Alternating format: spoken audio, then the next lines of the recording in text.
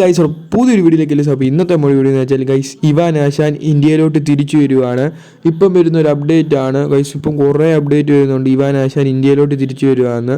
Guys Kerala ബ്ലാസ്റ്റേഴ്സിലോട്ടല്ല വരുന്നത്, Indian ടീമിൻ്റെ കോച്ചായിട്ട് Ivan വരുവാന്നാണ് ഇപ്പം വരുന്ന ഒരു അപ്ഡേറ്റ്.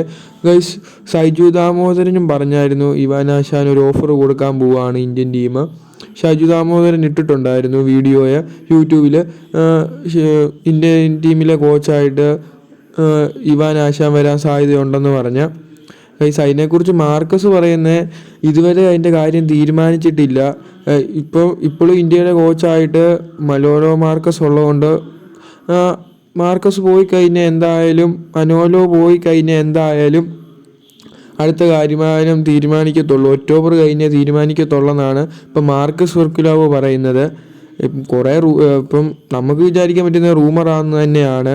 ഗൈസ് ഇവാൻ കോച്ച് വന്നു കഴിഞ്ഞാൽ സീനിയർ ടീമിലെ പ്ലേയേഴ്സിനെക്കാട്ടിലും ജൂനിയർ ടീമിലെ പ്ലേയേഴ്സിനെ വളർത്തിയെടുത്ത് സീനിയർ ടീമിൽ കൊണ്ടുവരാനേ ഇവാൻ നോക്കത്തുള്ളൂ. അപ്പോൾ ഇതിനെക്കുറിച്ചുള്ള നിങ്ങളുടെ അഭിപ്രായം എന്തായാലും ഒന്ന് താഴെ കമൻറ്റ് ചെയ്യണേ. Bye guys.